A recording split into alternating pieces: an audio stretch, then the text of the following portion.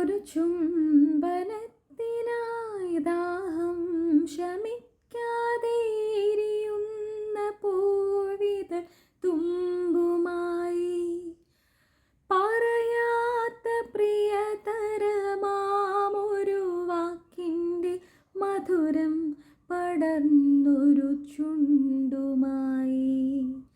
വെറുതെ പരസ്പരം നോക്കിയിരിക്കുന്നു നിറമൗന ചഷകത്തിനിരുപുറം മഴ കൊണ്ടു മാത്രം മുളയ്ക്കുന്ന വിത്തുകൾ ചിലതുണ്ടു